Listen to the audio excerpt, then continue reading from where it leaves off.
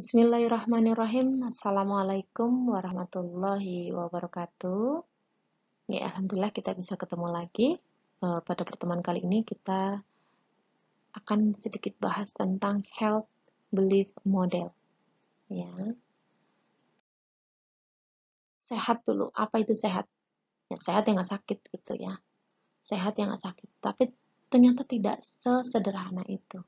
Nah, kalau menurut WHO, yang dimaksud dengan sehat itu atau health adalah suatu kondisi tubuh yang lengkap secara jasmani, mental, dan sosial, dan tidak hanya sekedar terbebas dari suatu penyakit dan ketidakmampuan atau kecacatan. Jadi ternyata termasuk mental, sosial nih yang penting. Berarti banyak orang yang mungkin sosialnya nggak oke, dia kategori tidak sehat ya, karena kalau sosialnya nggak oke, kebutuhan nutrisi tidak bisa terpenuhi, ya akan mempengaruhi terkait kesehatan mental. Kita jadi tidak cemas, stres gitu ya, sama saja. Jadi sehatnya komprehensif banget. Nah, kalau menurut Undang-Undang Nomor 36 Tahun 2009, itu tentang kesehatan, yang disebut kesehatan adalah keadaan sehat, baik fisik, mental, spiritual, maupun sosial, yang memungkinkan setiap orang untuk hidup produktif secara sosial dan ekonomi. Bayangin di Indonesia ada berapa banyak mungkin orang yang masuk ke dalam kategori tidak sehat. Ya, tetapi banyak orang yang bersyukur dengan kondisi kesehatan, masih bisa cari duit, kondisi sehat, sudah merasa dirinya memang sehat, walaupun secara definisi sehat itu memang seperti itu, sekompleks itu ya, sekomprehensif itu. Nah, sedangkan health belief model merupakan suatu konsep yang mengungkapkan alasan dari individu untuk mau atau tidak mau melakukan perilaku sehat. Ya, health belief model juga dapat diartikan sebagai sebuah konstruk teoritis mengenai kepercayaan individu dalam berperilaku sehat. Ya, jadi health belief model suatu model yang digunakan untuk menggambarkan kepercayaan individu terhadap perilaku hidup sehat. Apakah dia termasuk orang yang percaya kalau hidup sehat itu memang kita jadi sehat, atau memang ada orang yang, alah saya juga nggak apa-apa itu tetap sehat gitu ya. Jadi orang yang percaya dengan adanya pola hidup sehat, maka status kesehatan akan naik. Ya, seberapa percaya kita terhadap itu, sehingga individu akan melakukan perilaku sehat. Dengan dia percaya, dia otomatis akan berperilaku sehat. Perilaku sehat tersebut dapat berupa perilaku pencegahan maupun penggunaan fasilitas kesehatan. Contohnya yang sekarang, ya, perilaku sehat itu sering cuci tangan, pakai masker, jaga jarak, ya, hindari kerumunan. Nah, hal-hal ini alhamdulillah mayoritas orang-orang Indonesia sedang melakukannya. Ya, karena memang adanya wabah COVID-19 ini mengajarkan kita betapa sadar berperilaku sehat itu penting untuk meningkatkan status kesehatan seseorang. Orang yang cuci tangannya lebih rajin, jaga jarak, kemudian dia mengikuti semua tataran aturan untuk mencegah terjadi penyebaran COVID, ya mungkin dia akan mengalami aman dari COVID atau tidak tertular, walaupun pada dasarnya kita ketahui yang namanya tertular tidak tertular pasti sudah takdir ya. Akan tetapi kita harus mengupayakan itu, tidak bisa kita asal juga. Tuh. Tapi alhamdulillah orang-orang Indonesia sudah mulai kemana-mana pakai masker. Artinya mereka sadar bahwa salah satu menjaga kesehatan saat ini itu menggunakan masker. Dan mudah-mudahan kebiasaan-kebiasaan baik karena si COVID ini bisa berlangsung terus. Karena pada dasarnya masker bagus mencegah polutan masuk dan lain sebagainya. Cuci tangan juga bagus, jaga jarak juga bagus. Karena kan sebenarnya penyakit bukan cuma COVID. TBC itu penyakit yang lebih menyeramkan sebetulnya. Ya, mungkin kalian sudah dengar beberapa teman-teman kita yang meninggal karena COVID, ya, beberapa teman-teman perawat gitu, ada juga yang meninggal karena COVID, dan ternyata juga teman-teman perawat banyak juga yang meninggal karena TBC, ya, bisa jadi terpapar oleh pasien ataupun lain sebagainya. Jadi semoga kebiasaan-kebiasaan baik bisa dilanjutkan. Oke. Health belief model terdiri dari 6 dimensi, diantaranya 1. Peer susceptibility atau kerentanan, peer severity atau keseriusan, perceived benefitism, perceived barrier atau hambatan, kemudian health motivation, dan cues to action. Jelasin satu-satu nih. Di sini akan dijelasin satu-satu tentang pertama health belief model terdiri 6 dimensi. Yang pertama tadi perceived susceptibility atau kerentanan yang dirasakan konstruk tentang risiko atau kerentanan. Kerentanan itu susceptibility personal. Hal ini mengacu pada persepsi subjektif seseorang menyangkut risiko dari kondisi kesehatan. Kadang-kadang orang ini pusing tapi persepsinya dia udah parah gitu ya, memang jadi parah karena persepsi itu penting banget. Nah, di dalam kasus penyakit secara medis, dimensi tersebut meliputi penerimaan terhadap hasil diagnosa. Pernah nggak kita misalnya mengalami sesuatu penyakit, kemudian kita denial, kita nggak mau menerima gitu ya. Nah, ini penting sekali. Bagaimana kita menerima terhadap hasil diagnosa. Karena kalau kita ada penyakit, tahu nih, oh ya udah saya sakit, misalnya DM. Wah, berarti harus apa yang harus saya lakukan. Tapi kalau dia tetap, enggak lah saya nggak DM, dia biasa aja hidupnya gitu ya, dia akan memperkerat kondisinya. Ya, tuh. Kemudian perkiraan pribadi terhadap adanya resusceptibility, timbul kepekaan kembali. Dan susceptibility, kepekaan terhadap penyakit secara umum. Jadi kita harus peka, kemudian harus peduli, ya, agar memang penyakit itu kita bisa mengatasi. Kalau kita nggak nerima, kita tetap nggak memperhatikan penyakit kita, kemudian kita tidak peka dengan penyakit kita, nanti dikhawatirkan penyakit kita justru akan bertambah parah. Karena kalau kita peka, kita akan mengenali gejalanya, tanda dan gejalanya. Tandanya apa sih, gejalanya apa? Kapan saya harus ke dokter, kapan tidak perlu ke dokter. Kemudian yang kedua, perceived severity atau keseriusan yang dirasa. Perasaan mengenai keseriusan terhadap suatu penyakit meliputi kegiatan evaluasi terhadap konsekuensi klinis dan medis, sebagai contoh kematian, cacat, dan sakit, dan konsekuensi sosial yang mungkin terjadi seperti efek pada pekerjaan, kehidupan keluarga, dan hubungan sosial. Banyak ahli yang menghubungkan kedua komponen di atas sebagai ancaman yang dirasakan.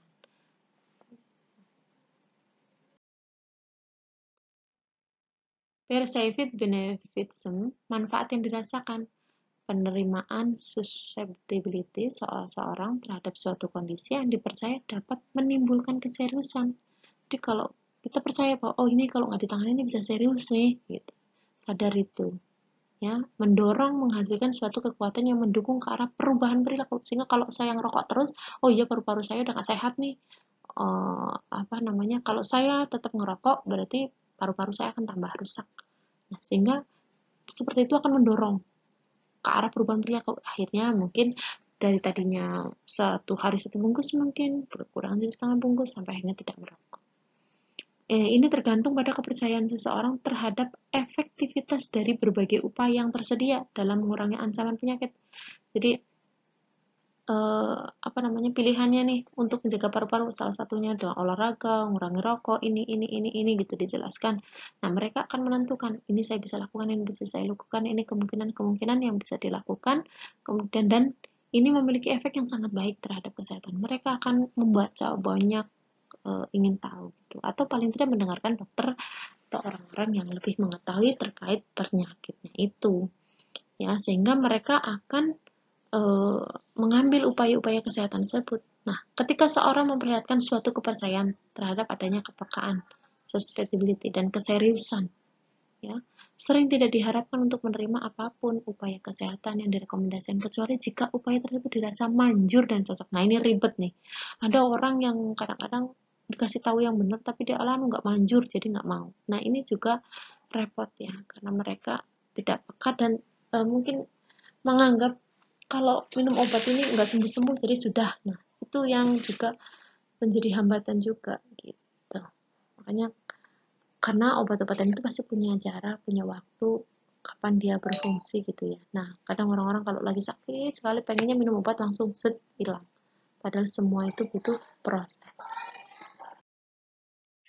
Yang keempat, Perceived barrier atau hambatan yang dirasakan untuk berubah atau apabila individu menghadapi rintangan yang ditemukan dalam mengambil tindakan tersebut.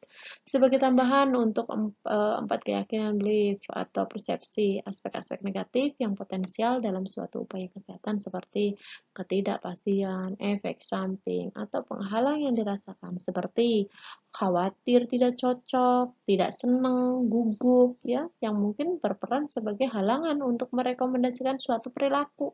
Akhirnya jadi enggak lah, enggak berubah, enggak cocok saya kalau kayak gitu. Ya, tuh. Kemudian 5, health motivation, ya, di mana konsepnya terkait dengan motivasi individu. Nah, kamu pengen kurus, motivasinya sih pengen kurus gitu ya, tetapi perubahan perilakunya nggak ada. Batasan makanan enggak, olahraganya enggak. Nah, berarti motivasinya belum. Pengen sih kurus, tetapi nggak ada motivasi. Atau mungkin bagi laki-laki gitu ya, pengen punya otot, pengen tinggi besar punya otot gitu, tapi nggak mau olahraga, ya sama saja. Karena terbentuknya otot itu selain nutrisi terpenuhi dengan baik, juga adanya olahraga. Nah, di situ namanya pola hidup sehat itu bukan sekedar makanan, walaupun nutrisi memiliki peran sangat-sangat penting dalam tubuh. Ya. Kemudian ada case to action. Ya. Suatu perilaku dipengaruhi oleh suatu hal yang menjadi isyarat bagi seseorang untuk melakukan suatu tindakan atau perilaku. Isyarat-isyarat yang berupa faktor-faktor eksternal maupun internal.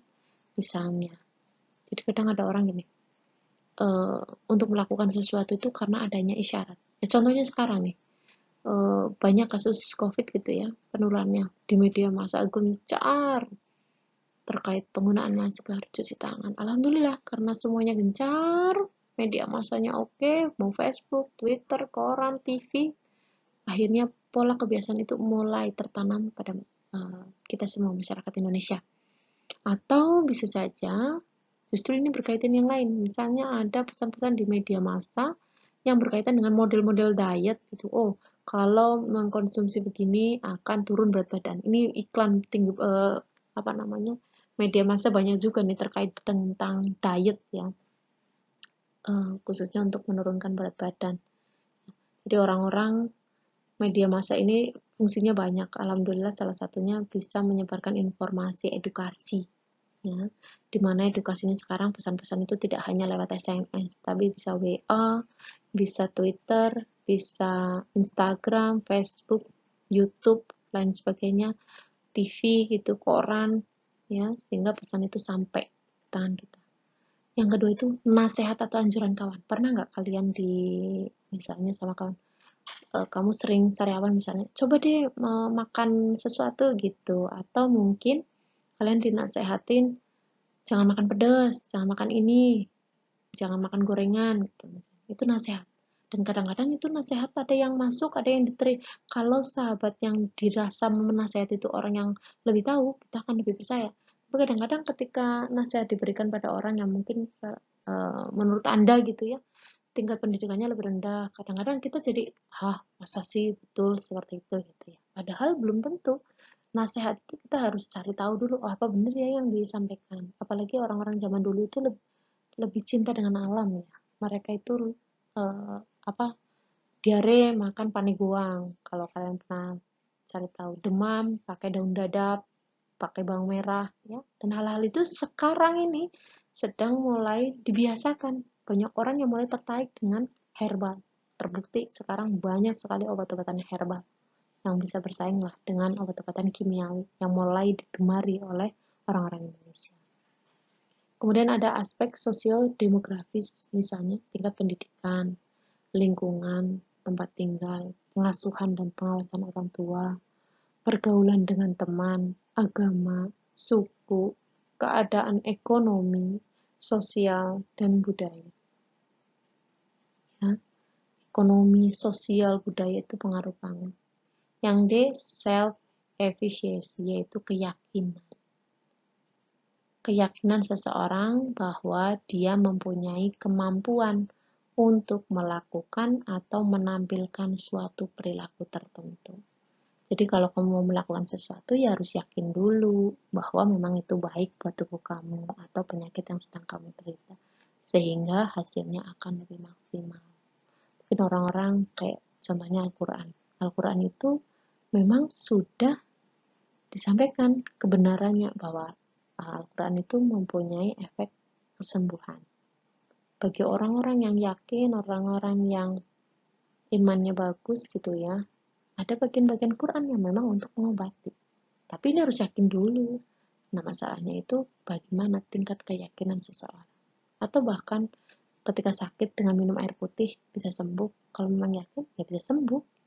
Tapi ketika kita sudah merasa, minum obat ini nggak sembuh, minum obat ini nggak sembuh, saya nggak merasa tidak akan sembuh gitu, ya sudah. Karena itu persepsi keyakinan seseorang itu pengaruh banget terhadap status kesehatan seseorang. Aspek-aspek pokok perilaku kesehatan menurut Rosenstock adalah sebagai berikut. 1. Ancaman. Ancaman, persepsi tentang kerentanan. Jadi ada ancaman, ada harapan, ada pencetus, ada faktor-faktor sosiodemografi, dan ada penilaian diri. 5 aspek pokok perilaku kesehatan. Ya, 5 aspek pokok perilaku kesehatan. 1. Ancaman, persepsi tentang kerentanan diri terhadap bahaya penyakit atau kesediaan menerima diagnosa sakit, persepsi tentang keparahan sakit atau kondisi kesehatannya. Yang kedua, harapan persepsi tentang keuntungan suatu tindakan dan persepsi tentang hambatan-hambatan untuk melakukan suatu tindakan. Harapan, ya, berharap harapannya nanti kalau dioperasi jadi sembuh. Ada bahkan kalau harapan dioperasi jangan-jangan malah tambah parah gitu ya. Ada ancaman, ada harapan, ada pencetus tindakan. Siapa pencetus tindakannya? Bisa media, ya seperti yang kita promosikan pakai masker itu kan media, sehingga akhirnya ada perubahan perilaku. Ya, faktor-faktor sosiodemografi jelas, pendidikan, umur, jenis kelamin, gender, suku bangsa pengaruh banget. Apalagi pendidikan. Ya, semakin dia pendidikan tinggi biasanya akan lebih mudah untuk diarahkan pada perilaku sehat.